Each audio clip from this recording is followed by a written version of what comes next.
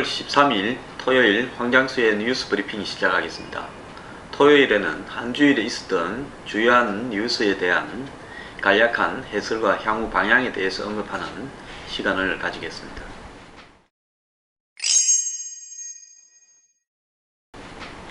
먼저 메르스 격리자가요, 이제 감소하기 시작했습니다. 최초로 격리자 숫자가 125명이 줄어들었습니다. 일단은 한풀 꺾였다, 이렇게 해석이 될 수 있는데요. 세계보건기구는 지역사회의 산발적 발생, 그러니까 지금처럼 슈퍼 감염자에 의한 어떤 삼성병원이나 평택성모병원 같은 한 병원에서의 입원자들에 대한, 또 왕래자 내진자에 대한 대량 감염 형태에서 이제 지역사회에서 드문드문 감염자가 나타나는 방식으로 전화될 수 있다. 또 그렇게 될 때는 공기 감염이 되냐 안 되냐 또 이런 이야기들이 나올 수 있기 때문에 이후에 한풀 꺾여가는 시점에서 이 한 명씩이 지역사회에 섞여서 나타나는 형태가 추적하기가 더 어려울 수도 있습니다. 그래서 지금 메르스에 대한 대처하는 당국에서 이런 어떤 방향에 대해서 지금까지의 대량 격리, 대량 발생, 대량 확진 이런 부분과는 다른 대처 방안을 모색해야 될 걸로 보입니다. 다음은 황교안 총리 내정자가 어제 청문회 보고서가 여당 단독으로 채택되었습니다. 그래서 15일 월요일날 현재로서는 여당이 단독으로 처리할 가능성이 높다고 보는데요. 여당 의원 숫자만으로 다수가 참여한다면 충분히 통과되기 때문에 여러가지 어려움은 없습니다. 다만 야당이 입장을 바꾸고 국회 인준 표결에 참여하고 또 여당 내부에서 숨어있는 소수가 반란표를 던질 경우에 표가 뒤섞이면서 황교안 총리 인준 표결에서 의외의 변수가 나타날 수 있기 때문에 청와대가 당에 대해서 세심하게 챙기는 절차가 필요할 걸로 보입니다.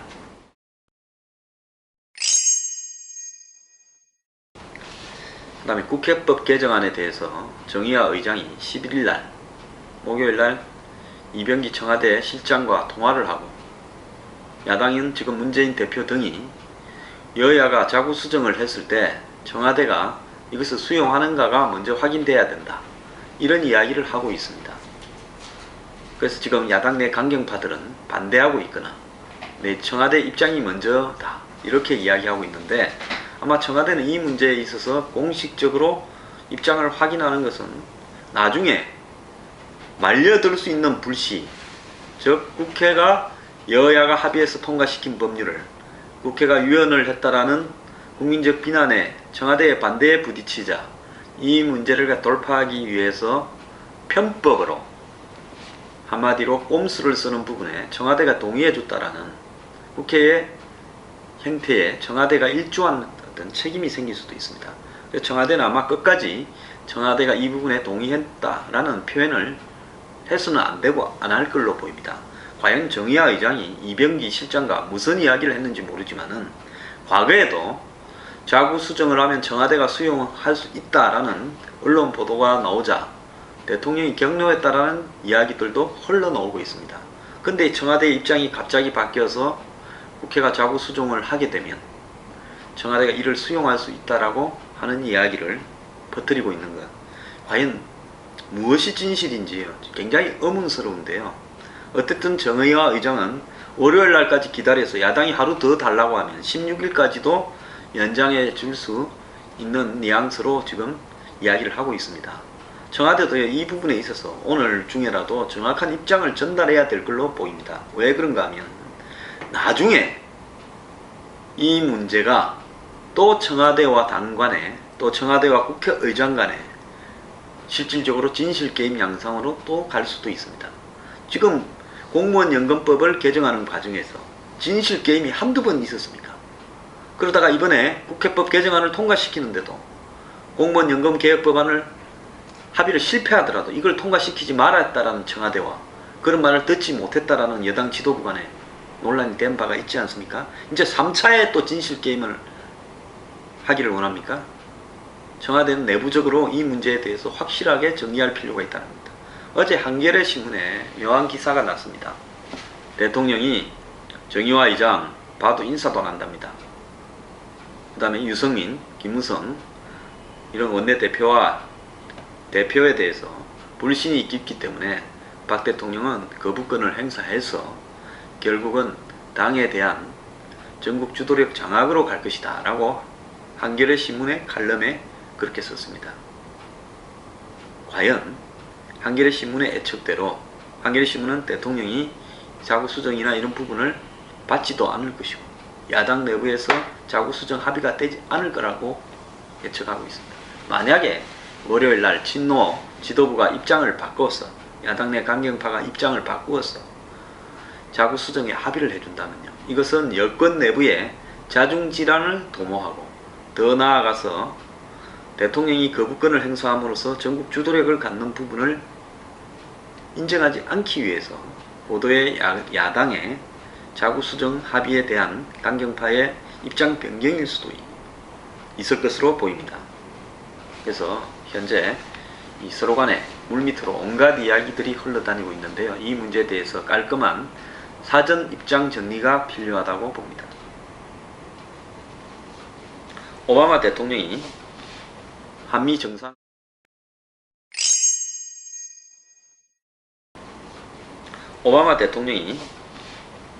정상회담을 빠른 시기에 다시 갖자라고 이야기를 했습니다. 아마 박 대통령과 전화통화를 한 것으로 보이는데요. 이 미국 조야에서, 미국 언론에서 조만간에 다시 한미 정상회담은 없을 것이다. 9월 달에 유엔 총회 때 박 대통령이 한미 정상회담을 다시 가지는 것은 한국적 희망사항이다 라는 섭섭한 이야기들이 좀 있었습니다. 이 부분에 대해서 미국 측에서 아마 조기에 진압을 할 필요가 있다는 의미에서 빠른 시기에 다시 한미 정상회담을 가지기로 이렇게 하는 부분을 언론에 풀고 있는 것으로 보입니다. 어쨌든 한미 관계가 냉각되어 있는 것은 분명한 사실이고요. 중국과 일본을 둘러싸고 한미가 각각 엇갈리는 행보를 하고 있는 듯한 이런 오해들을 이번에 일본이 종전 70주년 기념사에서 한국에 대한 과거사에 대해서 뭔가 입장을 표명하고 이런 것들을 통해서 한일관계도 개선되면서 한미관계도 조속히 정상궤도에 오르는 혈명관계가 복원되는 그런 계기가 빨리 마련돼야 될 것으로 보입니다. 어제 드디어 원전 1호기, 즉 고리 원전 1호기가 폐로되는 것이 확정되었습니다. 30년간 설계 수명을 다하고 또 10년 연장을 했는데 고장이 굉장히 많이 나면서 어려움이 있었죠. 어제 이제 결정이 되었는데 어제 결정된다고 폐로가 단시일 내에 되는 게 아니라 5년 정도 현 원전을 스톱시켜서 열기를 식히면서 이 폐로를 할 준비를 하면서 방사능도 측정하고 여타 준비를 해야 될 걸로 보입니다. 그러다가 2030년까지 폐로 작업이 되게 되어 있습니다.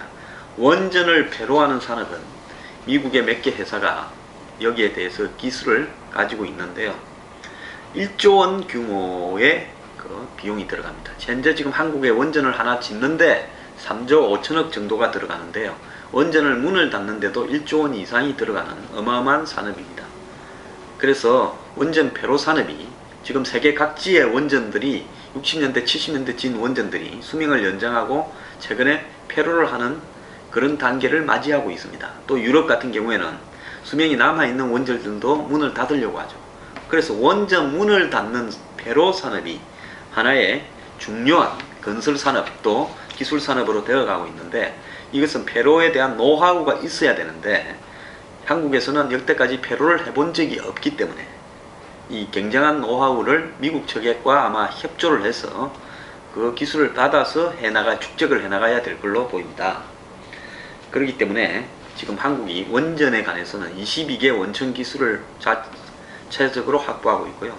총 한 38가지가 된답니다. 아직 한국이 확보하지 못한 16개 기술 중에는 원전 폐로에 대한 부분도 들어 있습니다.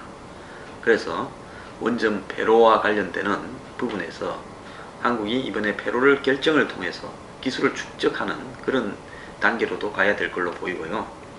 또 여기서 중요한 것은 과연 70년대에 건설한 고리 1호기가 제대로 된 설계서를 가지고 있는가, 설계대로 원전이 지어졌는가 하는 부분이 매우 중요할 수 있는데요. 저는 개인적으로는 지금 고리 원전 1호기에 관한 설계가 완벽하게 보존되어 있는가, 또 설계대로 지었는가에 대해서는 의문을 좀 가지고 있습니다. 당시에 한국의 원전을 짓는 여러가지 기술들이 카피나 좀 날림으로 지어진 부분이 있죠. 여태까지 굴러간 것도 저는 기적이라고 봅니다.